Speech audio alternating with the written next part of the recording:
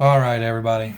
Um, so I'm back in the office. It's I guess 11 o'clock at night, and routing's pretty much done. I've got everything for the next week taken care of.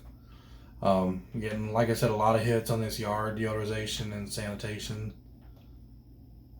system we're using. I want to take a few minutes, and the people that are following me, I've had a few message me, and the question is how do I price my services?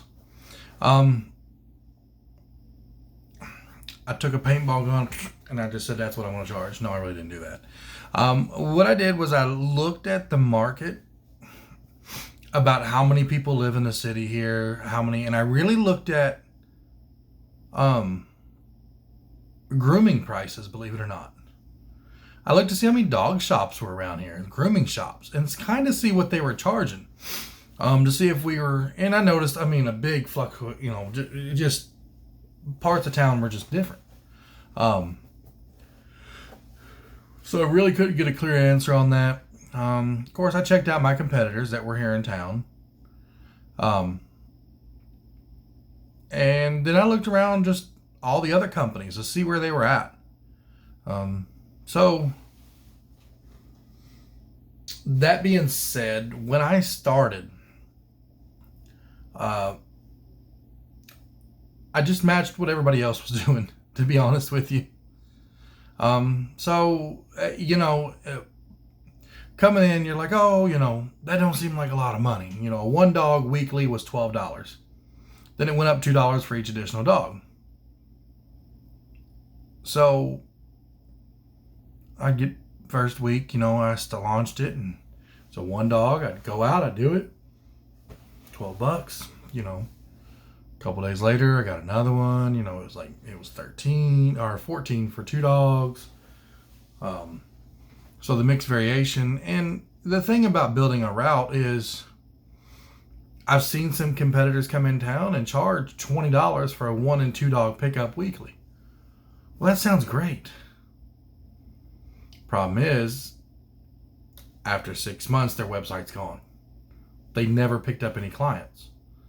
So the problem would be is how to price it for where we live, but understanding that you need to build a route, density. I think that's the word I'm looking for, is density, where you got a customer here, and then you want to get little flyers, print you off some flyers, and go hit that street, both sides. Go hit the next street over, the street back, and the street over, and the street over. Take 2-3 hours. The national average is 60% of households have at least a dog, and majority of them who have one dog think the dog needs a buddy. So there's two dogs. So really canvassing, and my time was very limited in the very beginning. I worked a full-time daytime job and then a part-time nighttime job, so I was already busy. I can remember doing 7 jobs one weekend, and we joke back now, when I remember 7 to 10 jobs taking me almost 2 days to do, because it's an hour drive from where I live in Louisville to the other side of town. It can be 45 minutes to an hour, but the houses were, you'd put them in order, but you would drive 20-25 minutes from one to the next. And I can remember thinking 10 jobs, man, how am I ever going to get this done? And now I laugh because we hit 20-25 a day easy. There's a few days the routes are so tight that we can hit 35. I think the record is 36 in one day right now. But that scooper, he gets out at like 6 in the morning. As soon as that sun gets over the horizon, you hear boom, boom, boom in somebody's yard. And the problem is when he doesn't do that route, the rest of everybody starts, around 9 or 10. And so people are like, well, the scooper hasn't been here yet. Well, yes, the normal scooper that does, it's on vacation. But so you want to price it. And the way I priced it was I got my base price, And then on my every other weeks, now people say there's no money in every other weeks. That can go either way. If it's a 3 dog, 4 dog, I will highly recommend that we go weekly. Most people, they're like, okay. And I'd let them know, like, we'll go weekly.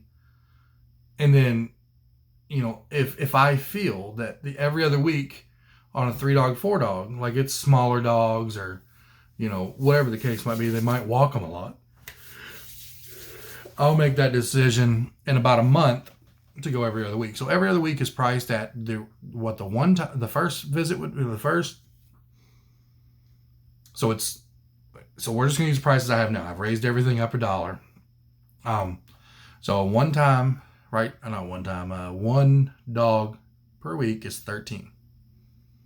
Okay, so that plus a half, which if I'm not mistaken is about $6.50. So that would make it $19.50.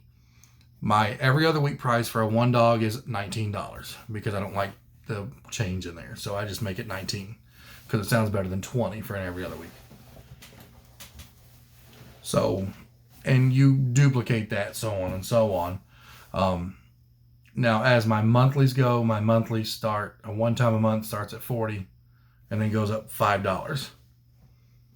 So, and then one time scoops, 1 dog starts at $60 and then every dog goes up 10, $60, $70, $80, and $90. If you have 4 dogs, you're getting charged $90.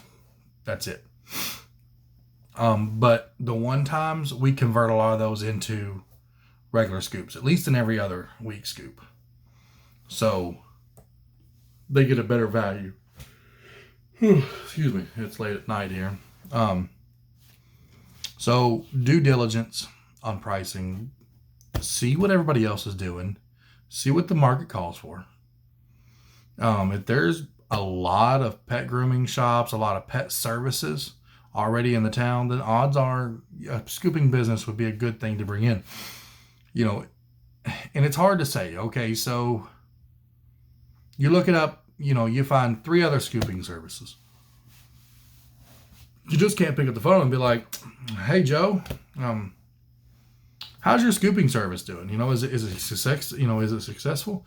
You can't base a successful service off of the market demand. It's all in the owner, how the business is ran. If his employees care, if he cares.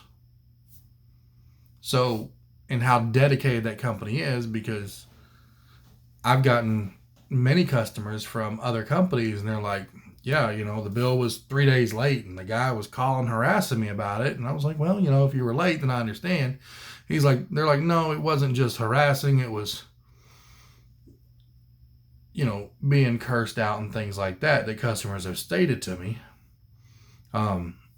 Which I don't really think needs to be, yeah, you're mad if somebody's late. I mean, I've got people that are 2-3 months behind and I'm still servicing them, which I really need to stop because they're racking a pretty big bill. They'll put a little bit here, a little bit there, a little bit here, a little bit there. But with the Corona, I've backed off on a lot of my collections and just remind people, hey, you are still requiring a bill. I've had a lot of people move out to every other week.